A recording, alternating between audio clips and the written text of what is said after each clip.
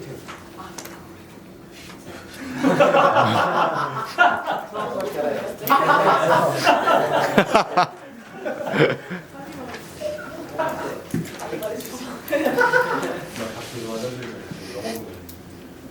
네, 우선 여기 파란색으로 강조된 유인물이 있고 아닌 유인물이 있는데 이거는 용지 그냥 컬러 차이여서 성적에는 별 반영이 안 되고요.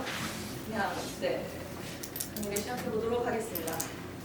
네, 만나서 반갑습니다. 우주학교 특별학기 강좌 판도라이브 작품 해설과 의미의 오픈을 맡은 2부입니다. 박수로 시작할까요?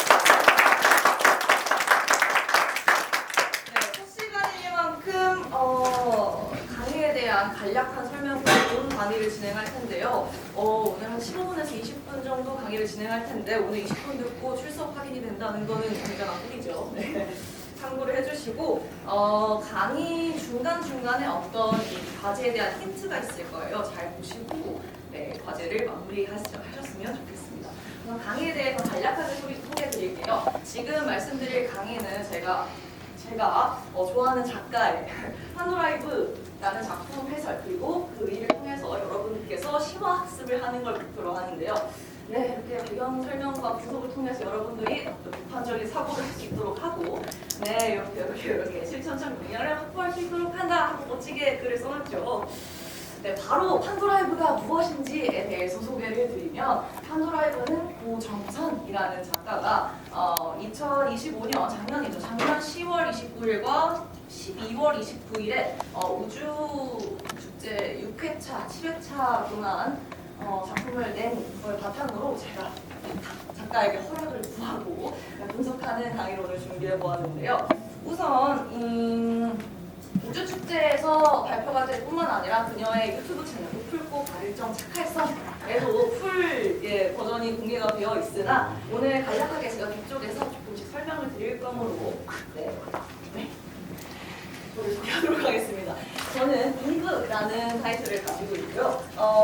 기록의 쓸모와 이걸로 확장을 실험한다고 하는데 제가 판도라이브라는 작품을 봤을 때 작가는 판도라 플러스 라이브라고 해서 그녀의 다이어리 상자를 오픈하는 형식을 이제 온오프라인 유튜브 매체를 통해서 관객들과 공유하고 이런 걸 했었는데 저는 라이브보다 제 이름인 이브가 좀 더 와닿더라고요.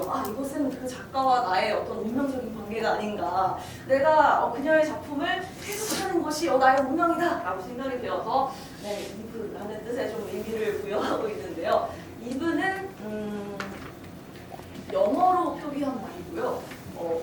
이게 성경적 히브리어로는 하와, 아담과 하와일 때 그 하와, 혹은 여성, 아니면 크리스마스 이브 한다면 전날밤 이렇게 해석이 될 수 있겠죠. 저에 대한 소개는 이름으로 이렇게 간략하게 하도록 하고 목차에 대해 설명해 드리겠습니다. 이렇게 5분 정도로 구성을 해보았는데 시간에 따라 좀 늘어날 수 있다는 점 미리 양해를 드리고 첫 번째는 이렇게 판도라의 어원 1, 2, 3에 대해서 말씀을 드릴 거고 두 번째 이렇게 본 강의 이렇게 5가지 4파트, 5파트 이렇게 준비를 했는데 파란색으로 표기된 숫자를 적으라고 했는데 이런 식으로 파란색이 나올 거다라는 거를 힌트를 드리도록 할게요. 이 파란색 숫자와 어떤 뒤에 작가가 저에게 남긴 어떤 메시지를 여러분들께서 오늘 강의 동안 찾으실 수 있기를 바라며 그 페이퍼가 모두 작성됐을 때 마지막에 강의가 모두 끝난 다음에 제출하는 것이므로 중간에 이거 다 말겠다 이거 주변 사람도 보면 안 돼요. 우선 굉장히 미스테리한 어떤 도형이 있는데 첫 번째 파트입니다. 4가지 사실을 동기, 첫 번째, 두 번째, 세 번째 판도라이브를 분석할 거고요. 밑에 작가가 저에게 남긴 메시지입니다.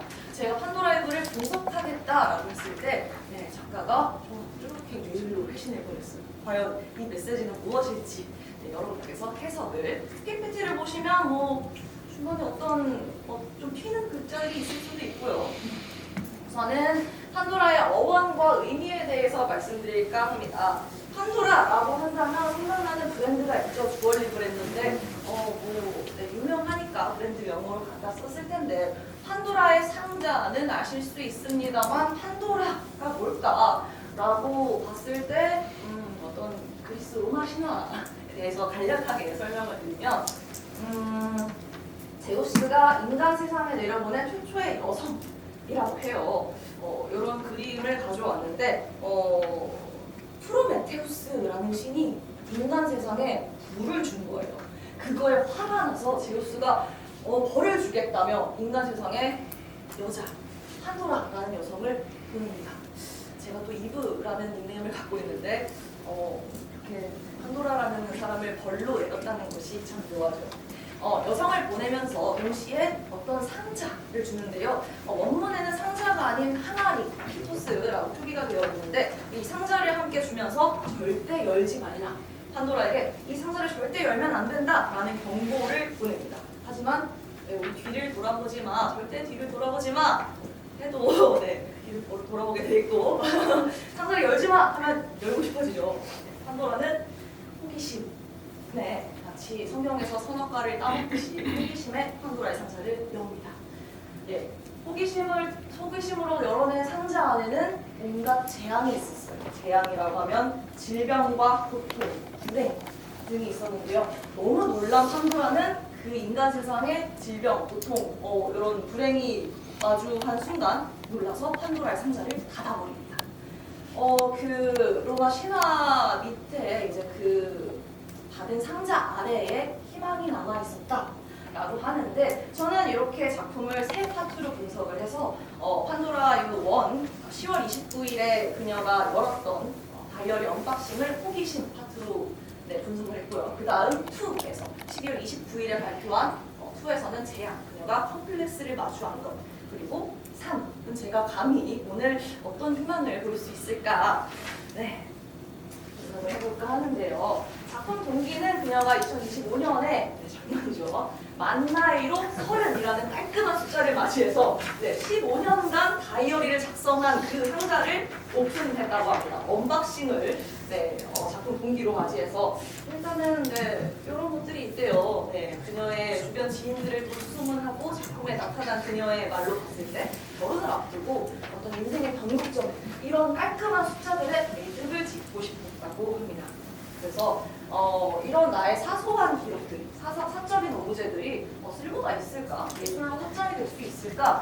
기록을 기록한다. 블로그, 유튜브에도 뭔가 공유를 하는 듯한 모습을 보였는데요. 그래서 판도라 1에서는 작가가 다이어리 박스를 언박싱하면서 온오프라인 라이브 방송을 켜두고 이걸 같이 언박싱하는 거를 보기에는 시간 관계상 짤막한 사진을 보여드리도록 할 텐데 서울 거리예술천사센터에서 이렇게 라이브를 켜두고 밑에 이제 관객들에게 채팅창에 들어오라고 한 뒤에 자유롭게 의견을 남기기도 하고 그렇게 해달라 하면서 자기의 그 다이어리 박스에 있는 사진들을 보여주기도 하고요.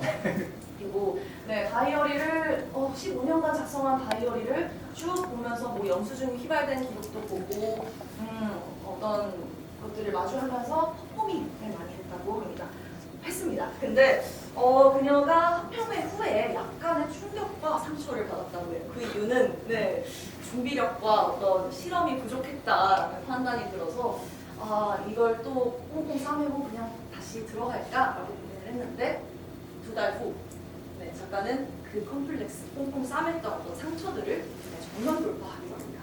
그래서 이제 주제가 퍼포먼스 했다는 것은 주제가 이제 본인의 시기장애와 좀 어두운 다이어리의 면을 낭독하고 어떤 퍼포밍을 하면서 이 공간이죠. 이 공간에서 퍼포먼스를 했는데요.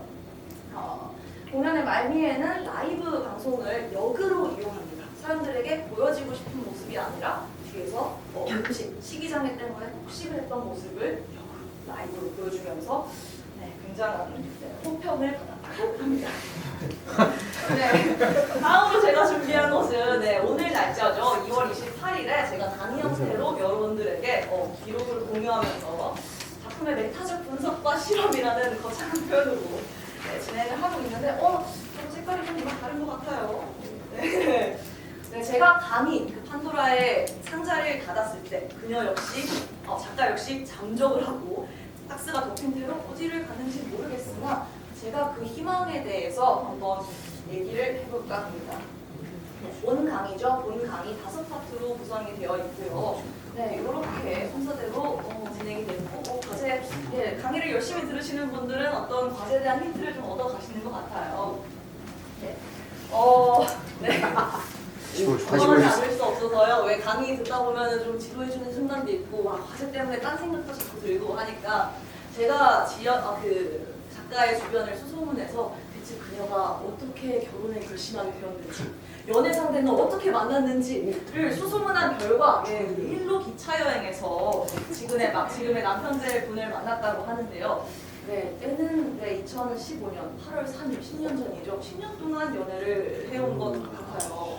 어떻게 이렇게 낭만적인 여행에서 만나서 이 연애를 지속해 하지 않았을까 하고 분석을 해봤는데요. 내일로 기차 여행이라고 하면 그 기차권을 5일, 7일 뭐 이런 단위로 선택해서 그때 당시에는 원하는 기차를 타고 아무데나 여행을 갈 수 있는 그런 여행 기차 티켓인데요. 지금 우리 꽤나 전에 코로나 팬데믹이 우리를 괴롭힌 시절이 있었듯이 이 당시는 메르스 때문에 온갖 것이 마비되었을 때였습니다. 그때 한적한 기차 안에서 그녀는 3일 동안 그 누구와도 말을 하지 못한 채로 어딘가를 여행하는 중이었고 지금의 남편 되실 분께서 그녀를 보고 첫눈에 반했다고. 네.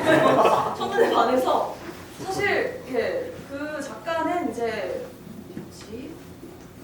순천, 여수 뭐 이렇게 여행을 할 계획이었고 남편분은 포항에서 전날 친구와 술을 엄청 먹고 이렇게 살면 안 되겠다 싶어서 여행을 끊고 그냥 자려고 의자를 누웠는데 그녀를 본 순간 가방에서 면도기를 꺼내서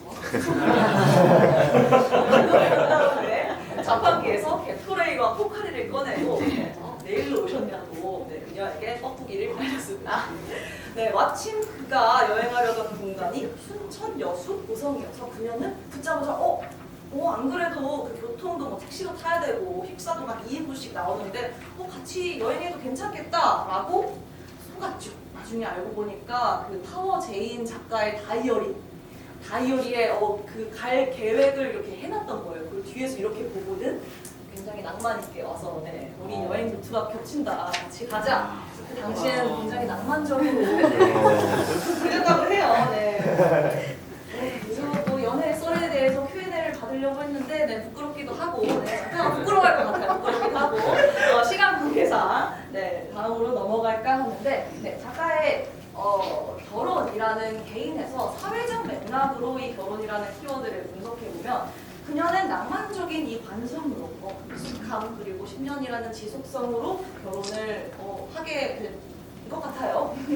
근데 그녀가 마주하고 있는 지금 연애 시장은 관계가 굉장히 다양하게 있죠. 비혼, 사실혼, 선부주자, 뭐 다변화, 다원화되는 세상 속 그리고 결혼은 장기적으로 감소하고 장기적으로 봤을 때 감소하는 추세죠. 얼마 전에 청년 정치인이 말씀하시는 걸 들었는데 오히려 혼인을 할 때 세금 부담이 늘어나서 연애는 사치다. 오히려 혼자 사는 것이 생존 전략에 좋은 것이다라는 생존 중심 사회에서 굉장히 안타까운 점인데 이제 웨딩 산업 같은 경우는 코로나 이후에 수요 집중기라고 전문가들은 분석하고 있습니다. 예약이 오히려 치열하고 지금 후에는 이 산업이 내려갈 것이라서 가격이 최고점을 찍고 있고요. 이미 정점을 달했지만 웨딩은 상업, 상품화 단계여서 저는 이 사실을 좀 비판적으로 보면서 PPT를 준비했습니다. 결혼이라는 것을 어떻게 해석할 수 있을까? 사전적인 의미를 봤을 때 두 사람이 혼인하여 가정을 이루는 맺을 결, 혼이라는 혼이라는 한자를 분석해서 이렇게 그냥 사회적인 의미, 문화적 의미 이렇게 써놓긴 했는데 여기서 좀 강조하고 싶은 것 그리고 작가와 연관되는 것은 철학적으로, 개인적으로 대한민국을 살아가고 있는 여성 예술가가 이를 어떻게 마주했을까? 아무래도 자유 그리고 책임이라는 키워드가 굉장히 긍정적으로 작용을 했을 텐데요. 결혼 그리고 혼례라는 두 단어를 좀 집중적으로 보자면요. 말을 덧붙여서 결혼이라는 것은 웨딩, 고대 영어 서약하다, 맹세하다로부터 출발한 단어인데 과거 지금 우리가 하고 있는 웨딩이라고 서양식 웨딩은 국가 종교의 승인을 받기 위한 어떤 과정이기도 하고요. 제가 분석했을 때 가부장제의 대표적인 어떤 이미지라고 느껴진 것이 아버지께서 신부의 손을 잡고 하얀색 버진로드를 입지 않았죠. 그리고 그녀는 신랑의 성으로 서양은 그렇고요. 그녀가 자식을 낳거나 하면 신랑의 성으로 편입이 되는 것. 그리고 상징하는 것으로는 뭐 이렇게 써놨지만 제가 웨딩을 분석했을 때 결혼 반지를 끼는 것은 아버지가 신랑에게 양도하고 소유물 이 사람은 주인이 있다라는 그런 의식, 그런 상징으로 보인다. 그리고 베일을 쓰고 벗는 것 또한 여성의 순결을 강조하는 것이 아닌가. 아무리 요즘 그런 것들이 많이 없어진다고 하지만 결혼식에는 그런 문화가 남아있는 것이 안타깝게 느껴져서 이런 PPT를 준비해봤고요. 네, 과제 3번에 제가 선택이고 출결과 동시에 가산점이라고 적어놨는데요. 이러한 상업 혹은 너무 알지 못했던 어떤 의미들을 다르게 변형할 수 있는 방법이 있을까? 아이디어가 있으신 분들은 편하게 적어주시면 되고요. 요즘의 예로 국회를 던지는 대신에 전통 훈례에서는 닭을 던진다고요. 물론 살아있는 닭을 던지는 것은 또 닭의 생명에 위험을 가하니까요. 닭 인형을 던져서 치킨 쿠폰을 쏜다던가, 인사를 너무 격식 있게 하는 것보다 눈물샘 자극하고 이런 것보다 같이 하이파이브를 외친다던가 이러한 형태가 있다고 하는데 여러분들도 좋은 의견이 있으시다면 3번을 적어주시면 되겠고요. 네. 천천히 적으시고 저는 슬금슬금 강의를 마무리할까 하고요. 바뀐 숫자에 판도라의 상자를 좀 맺어볼까 하는데요. 그녀가 남기고 간 메시지로 유추해 봤을 때 이미 좀 퍼즐을 맞추신 분도 계실 테고요. 저도 이 판도라의 3를 준비하면서 유추해본 결과 작가는 하루의 이벤트 혹은 쇼 이미지가 강한 기존의 문화에 반대하여서 두 집안이 결합하는 그런 의미로서 잔치와 공동체를 말하는 어떤 혼례, 결혼을 준비하는 것이 아닐까. 그리고 판도라의 상자처럼 이 호기심으로 무언가를 열었을 때 재앙을 마주하고 또 다시 그 희망을 남겨둔 채로 그런 삶을 반복하겠지만 그럼에도 낭만과 어떤 그 안에 희망을 노래하는 것이 아닐까라는 걸 맺는 말로 판도라의 3를 마무리할까 합니다. 마지막 목차에 말씀드렸던 심화학습은요. 출전 확인과 생각 산출을 위한 과제라고 열심히 작성하고 계신데요. 강의가 모두 끝난 뒤에 저에게 제출을 해주시면 되는데 희망자입니다. 그 메시지를 모두 분석하신 분들 어떤 건지 아실 거예요. 희망자분들은 저에게 바로 제출을 해주시면 되는데 이러한 숫자와 여기 다 나와있어요. 힌트로 밑에 이 메시지를 해석하시고요. 그리고 심화학습을 원하시는 분은 휴대폰 번호를 꼭 적어서 저에게 주시면 됩니다. 심화학습은 자율 참석이고요. 절대 강요하지 않습니다. 부담을 드리고 싶지 않고요. 어디까지나 이 퍼포먼스와 세계관의 연장선으로 봐주시면 되겠고요. 휴대폰 번호를 주신 분께는 제가 팜플렛과 추후 안내 그리고 감사 인사를 남기도록 하겠습니다. 지금까지 렉처 퍼포먼스 2부였습니다. 감사합니다. 수령하는 분들은 저에게 직접 제출해 주시고요. 앉아 계시면 팜플렛 수령 안 하시는 분은 옆에서 먹어가시도록 하겠습니다.